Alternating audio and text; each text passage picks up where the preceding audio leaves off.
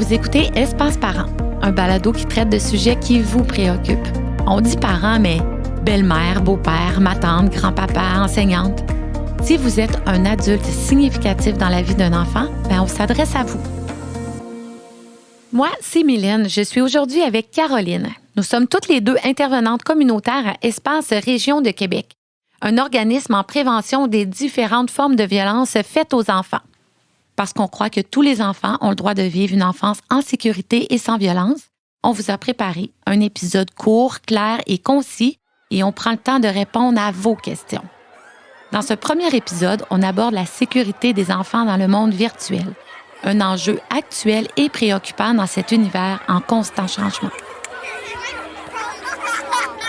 Qu'est-ce qu'on doit surveiller comme parents? Je me demande si mon jeune n'est pas dépendant des jeux en ligne. Quand est-ce que je commence à m'inquiéter? Une influenceuse? Tu veux devenir une influenceuse? Le temps d'écran, c'est quoi l'idéal? Trop de temps d'écran, qu'est-ce que ça peut faire? C'est quoi exactement l'empreinte numérique? Le virtuel est un sujet tellement d'actualité. Nos jeunes grandissent le nez rivé aux écrans, alors c'est normal de se poser des millions de questions. Et aujourd'hui, on prend le temps de répondre à quelques-unes d'entre elles. Le monde numérique est tellement vaste. Dans l'épisode, on va commencer par cibler des sujets qui sont à considérer sérieusement dans l'éducation de nos jeunes. Premièrement, que doit-on surveiller en tant que parent? Les jeux en ligne, bien entendu, les moteurs de recherche qui sont utilisés par nos jeunes et bien évidemment les fameuses applications ou les sites de partage de vidéos. Mylène et moi, on va démêler tout ça. On trouve aussi que c'est important qu'on parle des influenceuses et des influenceurs, ces gens qui peuvent avoir énormément d'impact sur nos jeunes. Ensuite, on va entamer la discussion autour du temps d'écran, un sujet incontournable quand on pense à Internet et aux enfants. C'est quoi qui est recommandé? Quels sont les effets sur les jeunes? Qu'est-ce qui marche comme stratégie et comment on ouvre le dialogue avec eux? On a rassemblé des conseils qu'on aimerait partager avec vous qui pourraient vous soutenir au quotidien avec vos enfants. On va aussi aborder l'empreinte numérique, puisqu'il y a des gestes comme adultes qu'on pose sans mauvaise intention, mais qui peuvent avoir des conséquences sur nos enfants. Alors voilà, on est prête à entrer dans le vif du sujet. C'est clair pour nous, on ne laisserait pas notre jeune de 9 ans partir seul à l'aventure dans des lieux publics. Pourquoi? Mais parce qu'on sait que des personnes pourraient profiter de sa vulnérabilité, parce qu'il serait démuni, seul, face au monde extérieur. Il a besoin d'être accompagné car il n'est tout simplement pas rendu là dans son développement. On vous donne cet exemple-là car on veut faire le parallèle avec Internet. Naviguer en ligne, c'est aussi aller à la rencontre d'inconnus. C'est être sollicité, c'est des stimulations, de l'information à l'infini et ça bouillonne de divertissements qui sont plus ou moins adéquats pour nos jeunes. De ce fait, on comprend bien que l'enfant seul sur le web, tout comme dans un lieu public, est vulnérable en présence d'inconnus et sa sécurité peut être compromise. C'est primordial d'agir en prévention et d'éduquer les jeunes en lien avec oui, les dangers auxquels ils peuvent être confrontés, mais surtout les sensibiliser aux saines habitudes de vie sur Internet. Et c'est de ça qu'on va parler ensemble. On va voir comment s'y prendre pour inclure les notions de saines habitudes de vie et de comportement responsable sur Internet dans l'éducation de nos jeunes et amorcer ensemble une réflexion sur nos propres comportements en ligne en tant qu'adultes. Là, Rémi me parle de tellement de noms d'applications. Je suis vraiment mêlé. J'entends plein de bruits de notifications. Ça arrête jamais de sonner. Ça a l'air intense. Hey, il y en a tellement. Fortnite, Snapchat, Ask, Bubble, Gradou, Granola, TikTok. Hey, je suis même pas capable d'en prononcer la moitié. Je sais, il y en a encore plus que je pensais. On fait quoi avec ça? Je pense qu'il faudrait se tenir à jour des sites web et des applications que nos enfants utilisent. Aller explorer un peu. Ça te tente-tu qu'on fasse une petite recherche? C'est une bonne idée. Ça va tellement vite, je me sens tellement dépassé. Ça va être quoi dans 5 ans? Comme parents ou en tant qu'adultes, c'est normal de se sentir perdu dans l'éventail des jeux à travers les différentes applications et parmi les nombreuses plateformes de réseaux sociaux qu'ils utilisent. Pour bien comprendre leur réalité et le monde dans lequel ils grandissent, c'est important de se tenir à jour et d'explorer ce monde avec eux. Parlons premièrement des jeux en ligne. Qu'est-ce qu'on doit savoir? D'abord, il y a quelques mises en garde. C'est important de réaliser que les applications et les sites de jeux en ligne proposent des publicités qui peuvent inciter les jeunes à cliquer sur un lien qui les amènera ailleurs, sur une autre page qui peut contenir des virus, des images explicites. C'est justement là qu'ils peuvent être plus à risque de vivre de l'hameçonnage, de la sextorsion ou encore de la cyberintimidation. Il faut aussi savoir que les jeux en ligne nécessitent parfois l'utilisation d'un micro. Les conversations sont alors entendues et des publicités leur sont proposées en fonction de leur discussion. Les jeux en ligne sont excessivement faciles d'accès et ça implique parfois que les jeunes jouent avec des inconnus. C'est une porte d'entrée pour les personnes mal intentionnées qui voudraient trouver une façon d'être en contact avec des jeunes. Pour s'assurer qu'ils sont sécuritaires, on peut se poser les questions suivantes. Est-ce que le jeu est supervisé par un modérateur? Un modérateur, c'est une personne qui s'assure du bon déroulement des échanges et du maintien d'une bonne ambiance de jeu. Ils ont le pouvoir de priver le droit de parole d'un joueur s'il tient des propos jugés inopportuns, s'il fait de la cyberintimidation. Il peut le sortir du jeu pour un moment et ultimement bannir un joueur. C'est en allant visiter la plateforme de jeu, en lisant les consignes ou les avis, que vous saurez s'il y a un modérateur de jeu. Est-ce que le contenu du jeu convient à l'âge de votre enfant? La plupart du temps, vous pouvez vérifier la cote ESRB. C'est une cote qui permet de vérifier si un jeu est approprié selon l'âge de l'enfant. En tapant cote ESRB dans une barre de recherche, vous aurez rapidement accès à la légende. Le jeu comporte-t-il des fonctions de clavardage? Si oui, est-ce que c'est possible de les désactiver? Y a-t-il d'autres fonctions non essentielles qui peuvent être désactivées par mesure de sécurité et de prévention, comme la géolocalisation par exemple? En faisant une recherche, vous pouvez rapidement trouver la façon de faire pour chaque application. Le jeu présente-t-il des publicités susceptibles de rediriger votre enfant vers d'autres sites? Est-ce possible de signaler une activité inappropriée? Vous pouvez vérifier dans les consignes du jeu. Et finalement, on vous suggère de créer vous-même le nom d'utilisateur et le mot de passe de votre enfant. Les activités en ligne d'un enfant doivent toujours être encadrées par un parent ou un adulte de confiance. Il existe d'autres comportements qui peuvent être mis en place pour favoriser un encadrement adéquat de l'utilisation des jeux en ligne. D'abord, c'est optimal d'apprendre à notre enfant à bien se comporter en ligne plutôt que de lui retirer le droit de jouer lorsqu'il a des comportements inappropriés. Tout comme vous le feriez pour un jeu hors ligne, expliquez à votre enfant les consignes à respecter dans un jeu en ligne. On peut informer le jeune sur ce qu'il doit dire ou faire si quelqu'un lui demande ou écrit des choses qui le mettent mal à l'aise, soit de ne pas répondre, de bloquer la personne, de signaler l'incident sur le site. Tellement important aussi de l'inviter à venir nous en parler en le rassurant et en lui disant qu'on ne lui enlèvera pas le droit de jouer. Le but, c'est de l'encourager à venir nous parler sans avoir peur des conséquences pour entretenir le lien de confiance. On peut aussi lui parler des ressources qui viennent en aide aux jeunes qui vivent des difficultés comme Tel Jeune, Jeunesse J'écoute et Aidez-moi s'il vous plaît.ca. L'idéal est de ne pas se servir de l'accès au jeu comme seul moyen de récompense ou de punition avec notre jeune. Bien qu'il y ait plusieurs enjeux en lien avec l'utilisation d'Internet, c'est important de souligner que le jeu en ligne avec des amis, c'est une activité qui comble plusieurs besoins chez les jeunes et ça peut aussi apporter des bienfaits. Il faut considérer les sentiments d'appartenance et de valorisation qui sont ressentis et le côté social qui est vécu à travers ça, tout en offrant un cadre clair et sain d'apprentissage.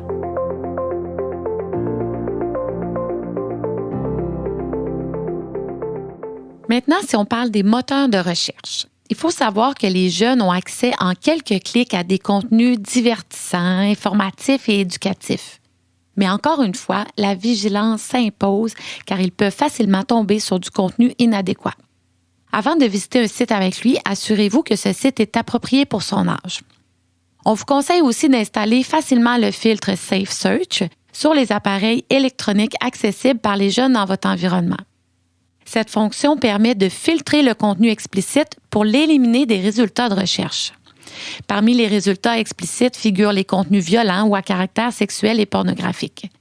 Cette fonctionnalité est disponible uniquement avec Google. On vous recommande d'accompagner votre enfant dans ses recherches en ligne sur les sujets qui l'intéressent. Les moteurs de recherche suivants, soit Kiddle et Quant Junior, sont adaptés pour vos jeunes. Ils ne sont pas infaillibles, mais ils aident à éviter le matériel inapproprié et les contenus pour adultes. Kiddle.ca, Kiddle.ca, c'est la version junior de Google. Il utilise justement le filtre Safe Search pour proposer aux enfants des contenus adaptés à leur sensibilité. Il y a aussi Quant Junior, QWANT Junior, qui est un moteur de recherche dédié aux enfants qui ne contient aucune publicité et qui va proposer davantage de matériel pédagogique. On vous conseille aussi de vous informer sur les différents programmes de contrôle parental et leurs fonctionnalités. Les listes blanches, les listes noires, les heures d'accès, la surveillance. c'est assez facile de faire une recherche sur les différentes modalités offertes par votre fournisseur Internet. N'oubliez pas que les enfants apprécient que l'on s'intéresse à leur champ d'intérêt.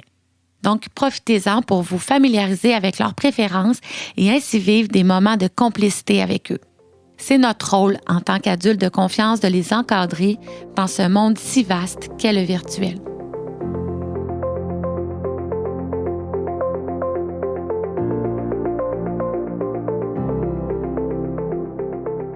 En effet, les adultes ont un rôle très important dans l'apprentissage du monde numérique. Ça fait beaucoup de choses à retenir, mais sachez que nous avons élaboré un aide-mémoire pour vous, disponible sur notre site web via espacesansviolence.org/région Québec.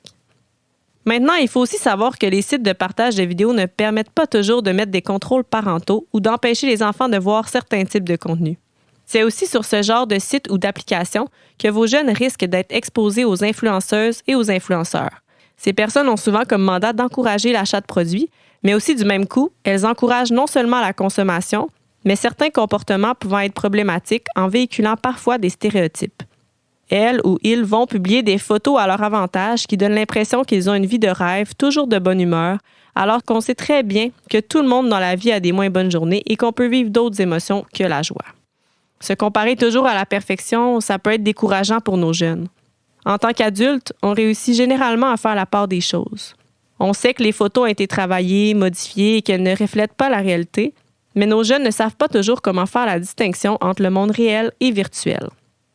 Sachant que les jeunes et les ados ont le désir de se comparer, des études récentes, comme l'étude du projet Dove, démontrent qu'il y a un impact direct entre l'exposition à ces messages et le rapport à son corps et à l'estime de soi.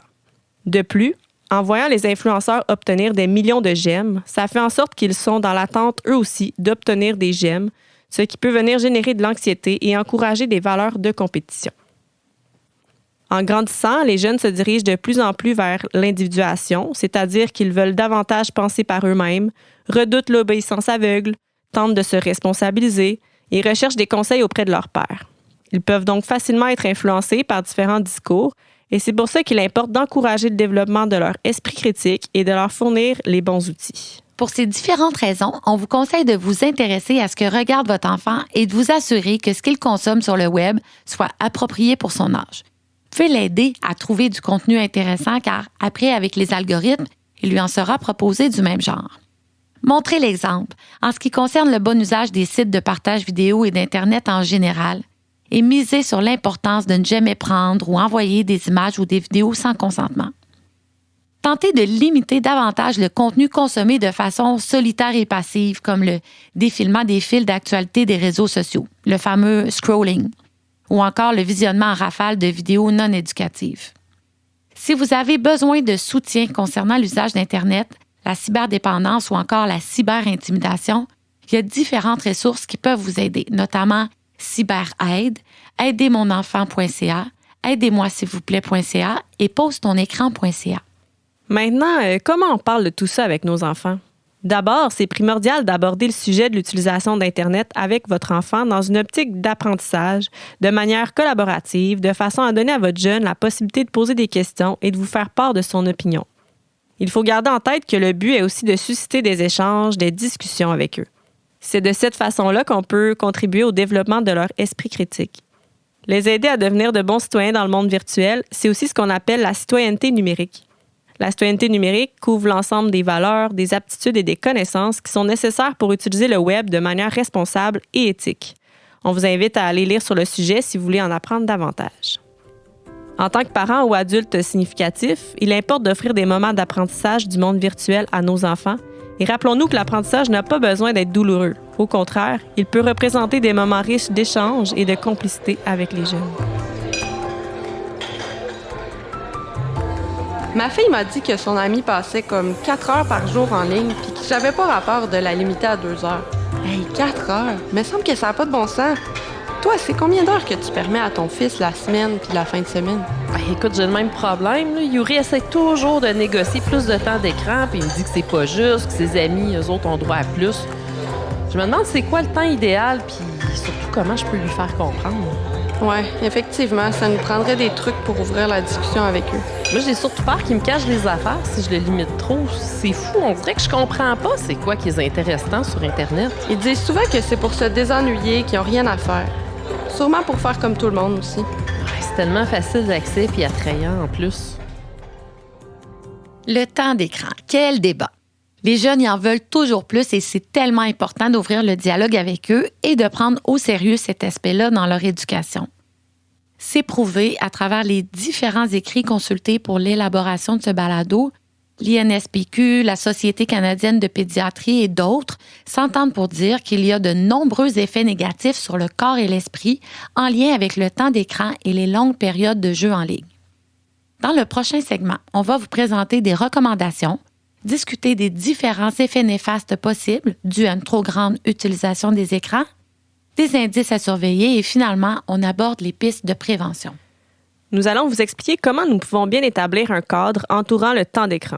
D'abord, il faut savoir qu'on va se baser sur 3 facteurs, soit le contenu, le contexte et les caractéristiques individuelles de notre jeune. D'abord, le contenu. Est-ce que c'est pertinent ce qu'il fait sur le web? Est-ce que c'est du temps sur les médias sociaux, sur des jeux vidéo, à faire du clavardage, à lire ou à écouter des documentaires? Donc, le contenu. Par exemple, pour les enfants de 6 ans et moins, il est conseillé un contenu éducatif uniquement.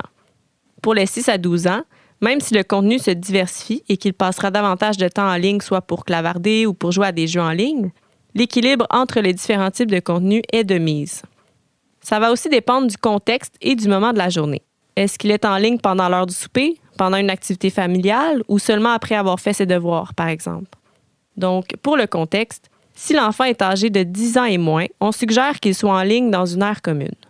Si l'enfant de 12 ans veut jouer à un jeu en ligne, on peut privilégier un moment dans la routine, soit après la douche ou après ses devoirs, ou encore avant le souper uniquement. Et bien entendu, ça peut aussi dépendre des caractéristiques individuelles du jeune, comme son âge, justement. Pour les moins de 2 ans, c'est recommandé d'avoir aucun temps d'écran. Chez les moins de 5 ans, on parle de moins d'1 heure. Et chez les 6 à 12 ans, on parle d'un 2 heures maximum pour ce qui est des activités de loisirs sur les appareils électroniques. Sa santé physique et mentale, sa capacité d'analyse et son sens critique sont aussi d'autres caractéristiques à considérer. Si mon enfant est malade ou s'il est dans un moment de stress, on peut ajuster le temps d'écran en conséquence. L'encadrement parental du temps d'écran doit donc être réalisé en fonction de ces critères. Pour s'en rappeler, on peut se dire les 3 C: contenu, contexte et caractéristiques. Pour les parents qui se posent la question, est-ce que c'est une bonne idée de proposer l'écran à un enfant pour le calmer quand il est surexcité? Eh bien, le risque avec cette stratégie, c'est que l'enfant soit surstimulé par le contenu, les effets spéciaux, le son trop fort, le montage rapide. Et plus on fait ça de manière récurrente pour le calmer, l'enfant n'apprend pas à se contrôler ou à réguler son humeur. Ça se pourrait qu'il ait toujours besoin d'un écran pour gérer ses comportements et ses émotions. L'idéal pour son développement, c'est qu'il apprenne à développer des stratégies pour se calmer et non se fier aux écrans pour y arriver. En plus, en faisant ça, on vient récompenser un comportement qu'on ne veut pas voir se reproduire. On ne reviendra pas sur tout ce qui a été mentionné en début d'épisode, mais sachez qu'il est essentiel de créer un cadre qui est clair, entourant le temps d'écran permis, mais comprenons qu'il pourrait être différent d'un enfant à l'autre dans une même famille et que ces différences s'expliqueraient par ces 3 facteurs. On le sait, c'est d'ailleurs souvent un sujet de dispute dans la fratrie, mais en expliquant les raisons qui motivent notre cadre, on peut amener l'enfant à mieux comprendre.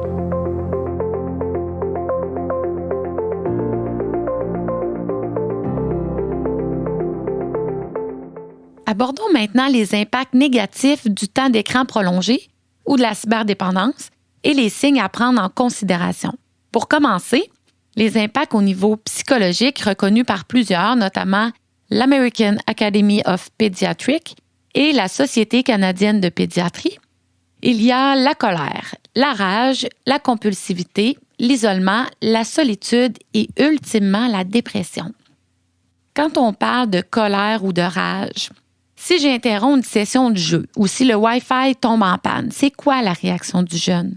Si les enfants ou les jeunes réagissent avec de la colère ou de la rage, y compris des cris ou des attaques physiques, alors c'est quelque chose qui mérite d'être noté. Ou encore, on a nommé la compulsivité. C'est-à-dire que, est-ce que je remarque un fort sentiment d'urgence pour revenir au jeu? Est-ce que c'est difficile de se dégager d'Internet pour faire une activité prévue en famille, par exemple?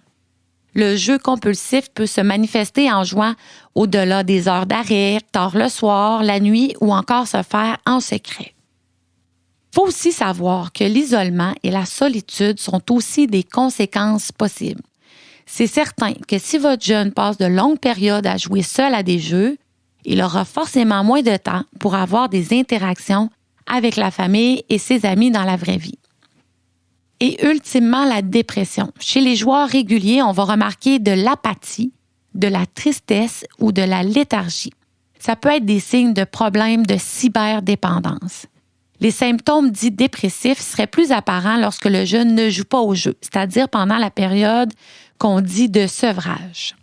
Ensuite, c'est aussi intéressant de noter les impacts négatifs sur le plan de la santé physique, tels que la vision, le sommeil, les capacités d'apprentissage et le poids. D'ailleurs, c'est bien documenté, la lumière bleue a un effet néfaste sur le sommeil et à long terme, ça affecterait la vision de manière importante. On parle aussi de micro-traumatismes répétés. Les enfants et les jeunes qui jouent à des jeux pendant de longues périodes, c'est clair qu'ils peuvent être affectés par des raideurs, des courbatures, de la douleur et de l'engourdissement. Donc, c'est des choses qui sont à surveiller. Les maux de pouce, la douleur au poignet, à la main sont aussi associés aux jeux compulsifs. Quand on parle de mauvaise position, eh bien, à force d'être affalé sur une chaise ou d'être penché sur un téléphone portable, ça va avoir un impact sur la posture. Pas immédiatement, mais ça peut entraîner de graves problèmes physiques à l'âge adulte. Les maux de tête, les migraines, ça peut aussi être lié à des causes physiques telles que la fatigue oculaire, une mauvaise posture ou la déshydratation. Il y a aussi le manque d'activité physique. Jouer à des jeux sédentaires pendant de longues périodes peut signifier que les jeunes manquent de temps et de motivation pour faire de l'exercice, surtout en sachant qu'il est recommandé par l'Organisation mondiale de la santé que les jeunes de 5 à 17 ans fassent au moins 60 minutes d'activité par jour. La mauvaise nutrition ou autosoin. Lorsque le jeu prend le dessus, les jeunes peuvent sauter des repas, mal manger, s'empêcher d'aller aux toilettes ou encore négliger leur hygiène. Par rapport au sommeil, ils peuvent jouer à des jeux stimulants pendant de longues heures, surtout tard le soir, donc ça va devenir plus difficile de s'endormir et d'avoir un sommeil qui est récupérateur. On pense que c'est important de vous présenter l'ensemble des conséquences parce que ça peut être des signes que votre enfant est en train de développer une cyberdépendance. C'est des indices à surveiller et à refléter à notre jeune afin d'agir le plus tôt possible et d'encourager une gestion saine des habitudes de vie sur Internet. Donc, comment on parle de ça avec notre jeune? Comment on fait de la prévention? Bien, on peut tout d'abord informer notre jeune sur l'existence de la problématique de la cyberdépendance. Lui dire tout simplement que ça existe et lui expliquer globalement en quoi ça consiste, tout en faisant des comparaisons avec des dépendances qui peuvent être plus connues, comme l'alcool, par exemple. Rappelez-lui que vous êtes disponible s'il a des questions sur le sujet. On peut aussi l'informer sur les conséquences avec des exemples concrets adaptés à son âge en se servant des impacts que nous avons nommés un petit peu plus tôt. Il est aussi conseillé de définir de façon claire ce que représentent de saines habitudes de vie sur Internet. On peut même élaborer un plan, un calendrier, un contrat et le signer avec notre enfant. On peut aussi l'aider à découvrir des activités dans le monde physique. Et ça, c'est un défi, on le sait, parce qu'Internet, c'est facilement accessible et peu coûteux. Pas besoin de faire de lift ou de payer une activité de sport. Mais on ne le dira jamais assez, c'est tellement important d'encourager la socialisation dans la vie réelle. C'est des étapes cruciales du développement de l'enfant. On peut aussi susciter des occasions pour discuter du sujet avec notre jeune et lui demander son avis. Ce qu'il en pense, le questionner sa motivation. Pourquoi il va autant sur Instagram ou sur TikTok? Par habitude, par intérêt? Amenez-le à réfléchir, à se questionner sur sa propre consommation et ses motivations pour développer ainsi son jugement critique. Il ne faut pas hésiter. On peut commencer la prévention tôt dans la vie de notre enfant. Dès le début de l'âge primaire, il pourrait intégrer des notions. Rappelez-vous que c'est favorisant de mettre l'accent sur les comportements qu'on souhaite voir se reproduire plutôt que sur les actions que l'on juge inadéquates. Vous n'êtes pas seul. Si vous avez besoin de soutien, il existe plusieurs organismes et c'est aussi possible d'en discuter entre parents et partager ensemble vos connaissances. Entre adultes, on peut s'entraider.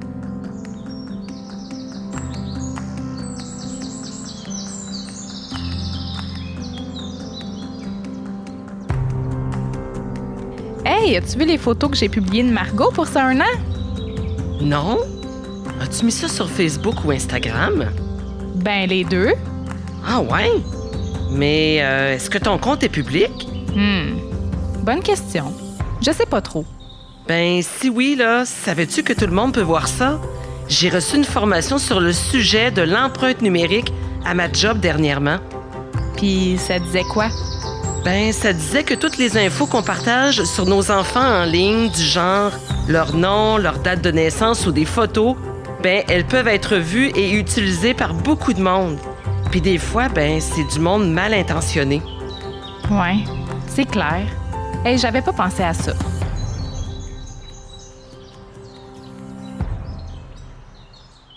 L'empreinte numérique. Comme parents, on a un rôle à jouer, un exemple à donner. Une majorité d'enfants de 2 ans et moins sont déjà présents sur les réseaux sociaux parce que leurs parents y publient des commentaires, des photos et des vidéos d'eux. En effet, de nombreux parents partagent des moments marquants de la vie de leur enfant. C'est normal d'avoir envie de partager ce qu'il y a de beau dans notre vie, mais il faut être conscient, cependant, qu'en faisant ça, les parents créent une empreinte numérique à leur enfant, souvent sans le savoir, et ça fait réfléchir. Donc, on définit l'empreinte numérique comme suit.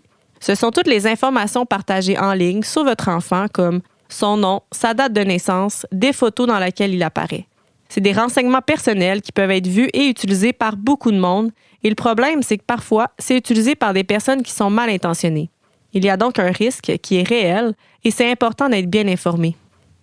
OK, mais la question qu'on se pose, c'est qu'est-ce qu'on peut faire? Mais premièrement, on peut commencer par un geste qui est simple, qui consiste à ajuster les paramètres de confidentialité de nos réseaux sociaux et de ceux de nos enfants. Par exemple, on vérifie que nos comptes sont privés et on s'assure que nos publications ne sont pas publiques. On peut aussi facilement limiter les publications au sujet de nos enfants et prendre l'habitude de se questionner avant de publier quelque chose. Par exemple, est-ce que cette photo-là permet d'identifier mon enfant? Est-ce que ça pourrait le rendre mal à l'aise ou encore nuire à sa réputation plus tard? Est-ce qu'il a consenti ou je suis en train de publier quelque chose sans son consentement? On ne dit pas de jamais rien publier, mais si, par exemple, on souhaite partager un événement, admettons la fête de notre fils, on peut publier une photo de sa fête, mais seulement quelques jours plus tard en y ajoutant un commentaire général qui ne nomme ni son nom, ni la date de sa fête, comme « c'était l'anniversaire de mon garçon cette semaine ». Et autant que possible et par respect, on ne publie pas de photos d'un enfant dans une situation embarrassante, en pleine crise ou sur la toilette, par exemple. C'est aussi vraiment important de ne pas publier de photos où il est nu, que ce soit en partie ou complètement. Mais pourquoi on doit faire tout ça? Parce que, premièrement, c'est important de respecter sa vie privée, de ne pas décider à la place de votre enfant si on publie une photo. On peut déjà prendre l'habitude de le consulter, lui demander son avis avant de publier quelque chose. De cette façon, on donne le bon exemple en matière de comportement responsable, on le sensibilise au consentement, on élève le jeune, on lui transmet des valeurs de collaboration, on l'implique dans des choix qui le concernent. On le considère tout simplement. Aussi parce que ces publications l'exposent à certains risques. En rendant public des détails de sa vie ou de sa personnalité, on lui crée ainsi une identité virtuelle avec laquelle il pourrait ne pas être à l'aise plus tard. Il pourrait vivre de l'intimidation ou de la cyberintimidation parce que des personnes pourraient utiliser ses photos ou ses vidéos plus tard pour se moquer de lui. Les photos et les vidéos de votre enfant pourraient être utilisées aussi à des fins de pornographie juvénile.